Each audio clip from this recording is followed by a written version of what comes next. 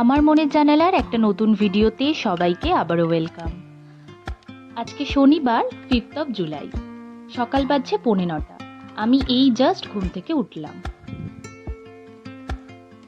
আজকে আমার সকালটা সত্যিই শুভ, কারণ আমার রান্নাঘরে আমার সেই প্রিয় হাসি মুখটা আজকে আমার জন্য চা বানাচ্ছে।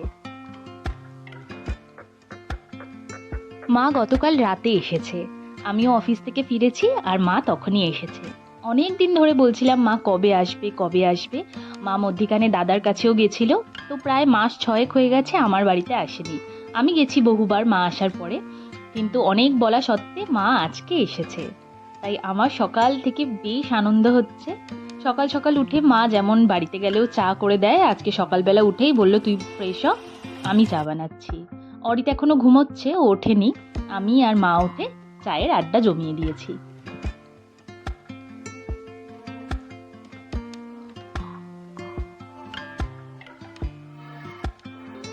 বিয়ের পর থেকে মা এই দ্বিতীয়বার আমার কাছে থাকছে। প্রথমে একদিন এসেছিল অনেক দিন আগে, আবার এই মা গতকাল রাতে এসেছে, আজকে থাকবে, আর কালকে মা বিকেলে বাড়ি যাবে হয়তো। ইচ্ছে তো করে মাকে সব সময় বেঁধে রাখি, কিন্তু আমরা যেহেতু বাড়িতে থাকি না, মাও থাকতে চায় না।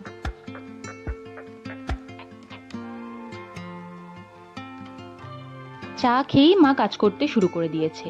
যত বলছি তুমি বসো, আমি করে নিতে পারবো না, সে শুনবে কেন? খালি বলছে তুই ওই বেলা দুপুরে রান্না করবি, সব কিছু করবি, আমি এদিকে করছি, তুই অন্যান্যগুলো কাজগুলো কর, ঝটপট সব কিছু করা হবে দুজনে মিলে।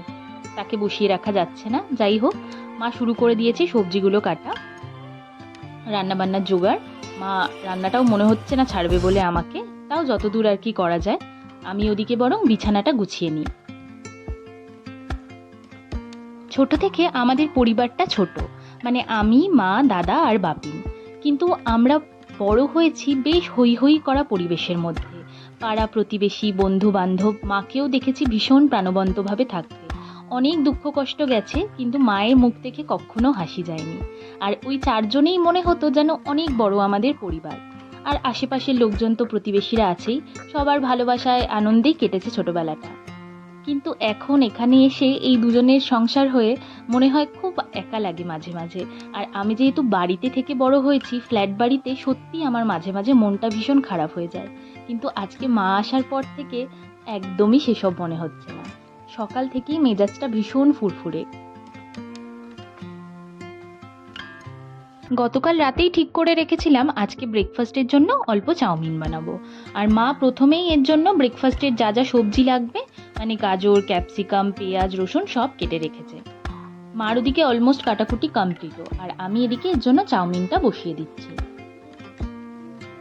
প্রত্যেকবার গেলে মা চাউমিন করে খাওয়ায়, আজকে আমি মাকে চাউমিন করে খাওয়াবো আমার স্টাইলে।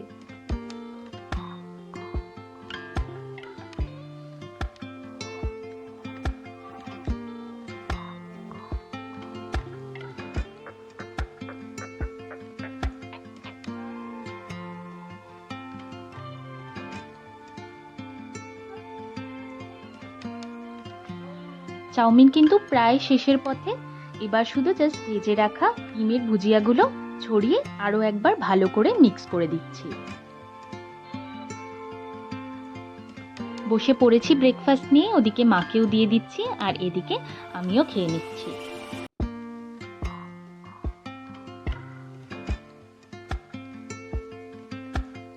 আজকের মেনুতে আছে মাছের ঝোল, মাছের ডিম দিয়ে আর সব রকম সবজি দিয়ে একটা তরকারি, আর থারকোল পাতা বাটা, ওটা কিন্তু মা বাড়ি থেকে এনেছে। জমিয়ে লাঞ্চ সেরে আমি আর মা একটু ছোটবেলার মতো নিচে গড়িয়ে নিচ্ছি। সন্ধে এখন 7:30, বসিয়ে নিয়েছি সন্ধ্যের চা। অরিত গেছে, আজকে ওর অফিস থেকে একটা খেলা অর্গানাইজ করা হয়েছে, ফুটবল, ওরা প্রত্যেক সপ্তাহেই খেলে, সেখান থেকে আজকে একটা টুর্নামেন্ট মতো করেছে। তো সেখানেই আজকে ফিরতে ওর রাত হবে। আর আমি আর মা ও বেরোনোর পর আরও একটু ঘুমিয়ে গেছিলাম, আর উঠতেই পারিনি। ভেবেছিলাম মাকে নিয়ে একটু বেরোবো, তারপর মা উঠে বলল থাক, আজকে আর ভালো লাগছে না, বাড়িতেই থাকি।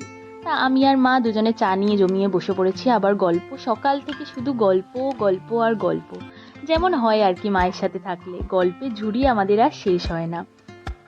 গতকাল রাত আমরা 2:30 পর্যন্ত গল্প করেছি, আজকে সকাল থেকে চলছে। এটা চলবেই যতক্ষণ মা আছে। যতটুকু পারা যায় চেটে পুটে একদম মজা করে নেওয়া।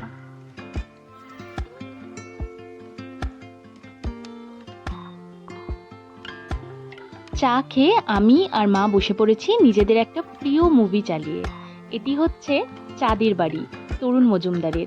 ওনার ছবিগুলো একটু অন্যরকম, আর আমার আর মার ভীষণ ফেভারিট, মানে যতবার দেখি মন ভরে না। তাই মা আর আমি একসাথে থাকলেই এই সিনেমাটা চালিয়ে বসে পড়ি।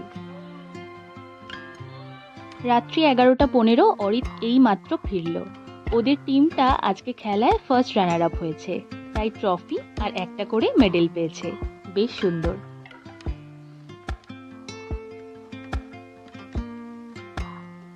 রাতের খাবারের জন্য অল্প পিৎজা অর্ডার করেছিলাম। অরিতও ঢুকেছে আর পিৎজাটাও ডেলিভারি হয়েছে। মা একেবারেই বারণ করছিল, কিন্তু মা তো খুব একটা বাইরের খাবার খায় না, তাই বললাম কিচ্ছু হবে না, খেয়ে নাও। তো চলুন ডিনারটা সেরে নেওয়া যাক। আজকের মতো ভ্লগটা শেষ করছি এখানেই। ভ্লগটা ভালো লেগে থাকলে একটা কমেন্ট করে অবশ্যই জানাবেন। দেখা হবে আগামী কোনো একটা ভ্লগে। ততদিন সবাই ভালো থাকবেন আর ভালো রাখবেন সবাইকে। আজকের মতো টাটা।